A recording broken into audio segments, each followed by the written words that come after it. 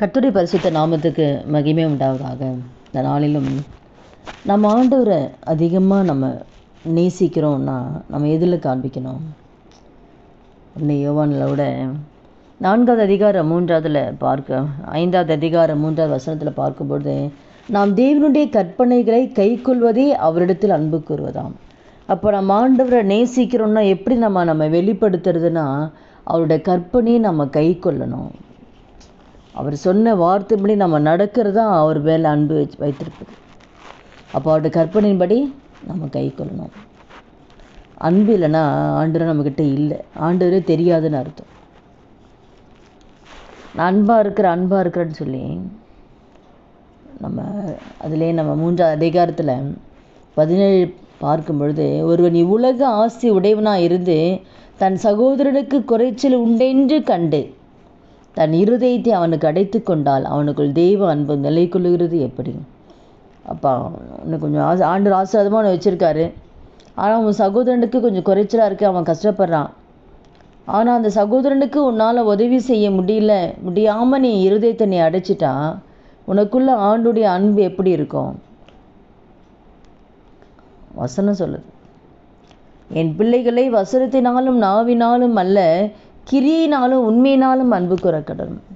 நம்ம பேசுகிறனாலையோ வாசிக்கிறனாலும் கிடையாது, நம்முடைய வாழ்க்கையில் அந்த அன்பை நம்ம வெளிப்படுத்துகிறோமா?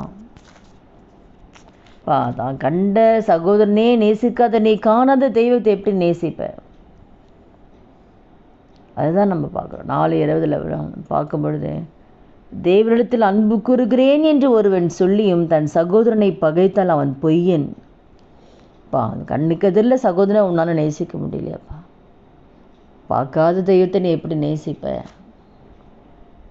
அப்போ அந்த அன்பை நம்ம ஆண்டர் மீது வைத்த அன்பை நம்ம எப்படி வெளிப்படுத்தணும்னா, நம்மோடு கூட இருக்கிறவங்களை நேசிக்கணும், அவங்களுக்கு உதவி செய்யணும். ஆண்டவர் கொடுத்த சகோதரனை நேசிக்கணும், அவங்க உதவி செய்யணும். அவனுடைய கற்பனைப்படி நம்ம நடக்கணும். அதுதான் ஆண்டவர் மீது வைத்த அன்பு. எல்லா சூழ்நிலையுமே நம்முடைய அன்பை வெளிப்படுத்தணும். யாரெல்லாம் அவருடைய வசனத்தை கை கொள்கிறாங்களோ அவங்ககிட்ட ஆண்டுடைய அன்பு மெய்யாக பூரணப்பட்டிருக்கும். 2:5 பார்க்கும்போது, அவருடைய வசனத்தை கை கொள்ளுகிற இடத்தில் தெய்வ அன்பு மெய்யாக பூரணப்பட்டிருக்கு. அதனால் கூட நான் ஆண்டரை நேசிக்கிறேன், அதிகமாக நான் அன்பு வச்சுருக்கேன் சொன்னாலாம் ஒரு பிரயோஜனம் கிடையாது. அதை நம்மளுடைய வாழ்க்கையில் செயல்படுத்துகிறோமா? அந்த அன்பு நம்முடைய வாழ்க்கையில் வெளிப்படுதா? அதுதான் ஆண்டவர் பார்க்குறாரு. நம்ம உண்மையான அன்பு வைத்திருக்கோம்னு சொல்லி நம்மளுடைய கிரியில் தான் கர்த்தர் பார்க்குறாரு. நம்ம சொல்கிறோம், அப்பா ஆண்டரை நான் நேசிக்கிறேன்ப்பா, இல்லை கிரியில் வெளிப்படுத்துகிறோமா? அவருக்குள்ள நான் நிலைச்சிருக்கேன்னு சொல்கிறபடி சொல்லுகிறவன் அவர் நடந்தபடி நம்ம நடக்கணும். கர்த்தர் எப்படி நடந்தாரோ அதை பாதையில் நம்ம நடக்கும் பொழுது தான் அவர் மீது அன்பு வைத்திருக்கோன்ற அர்த்தம். அதனால் கூட இந்த வார்த்தை கேட்குற ஒவ்வொருத்தர் வாழ்க்கையில ஆண்டவரை நேசிக்கிறேன்னு சொல்கிற ஒவ்வொருவருமே நம்முடைய வாழ்க்கை எப்படி இருக்குது நம்ம ஆராய்ந்து பார்க்கணும். ஆராய்ந்து பார்த்து தேவன் எதிர்பார்க்கிற அந்த அன்பை ஒவ்வொரு மீது நம்ம செலுத்துகிறோமான்னு நம்ம ஆராய்ந்து பார்க்கணும். ஆராய்ந்து அதில் குறைவுபட்டு இருந்தால் நம்ம ஒப்பு கொடுக்கணும். சகோதரன் மீது கசப்பு, சகோதரன்கிட்ட பேசாமல் இருக்கிறது, நம்ம பரலோகத்துக்கு போகவே முடியாது. தேவன் அதை விரும்புகிறதே கிடையாது. அதனால் கண்ணுக்கு எதிரில் இருக்க சகோதரனை நேசித்து அவனுக்கு உதவி செய்து நம்மால் முடிந்த உதவிகளை நம்ம செய்யலாம். எல்லோரையும் நேசிக்கணும். ஆண்டவருடைய அன்பை நம்ம மற்றவங்கள்ட்ட வெளிப்படுத்தணும், கிரியில் வெளிப்படுத்தணும். அப்போ ஆண்டவர் நம்ம நேசிக்கிறோன்ற அர்த்தம். இதனால் கூட இந்த வார்த்தை கேட்குற ஒவ்வொருத்தர் வாழ்க்கையிலையும் நாம் ஆண்டவர் மீது உண்மையாக அன்பு வச்சுருக்கோமா? நாமே ஆராய்ந்து பார்க்கணும். உண்மையாக அன்பு வச்சுருக்கிறோமா? அதுபடி நம்ம நடக்கிறோமா? நம்ம ஆராய்ந்து பார்த்து இதனால் நம்ம ஒப்பு கொடுக்கும் பொழுது எதிர நாங்கள் குறைப்பட்டிருக்கோம்.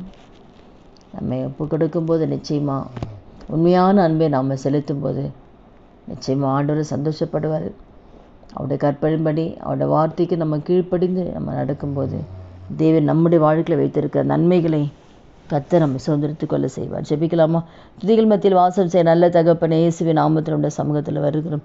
இந்த வார்த்தை கேட்குற ஒவ்வொருத்தர் வாழ்க்கையை ஆண்டவரே அப்போ எந்த காரியத்தில் ஆண்டவரை நேசிக்கிறேன் என்று சொல்லி ஆண்டவரே சொல்வது மாத்திரமல்ல, அது எங்களுடைய வாழ்க்கையில் எது நாங்கள் செயல்படுத்தணுமோ அதை செயல்படுத்தக்கூடிய கிருபை கத்தர் கொடுத்து உங்கள் அன்பினால் கத்தர் எங்களை நிரப்புங்கப்பா. உங்கள் தெய்வ அன்பினால் கத்தர் எங்களை இந்த வார்த்தை கேட்குற ஒவ்வொருத்தரும் நிரப்பி நடத்தும்படியாக ஜெபிக்கிறோம். அப்படி நீங்கள் செய்ய போகிற தயவுக்காக நன்றி செலுத்துகிறோம். இயேசுவின் நாமத்தில் ஜெபிக்கிறோம் நல்ல பிதாவே, ஆமென். கர்த்தர் நாமத்துக்கு மகிமை உண்டாவதாக.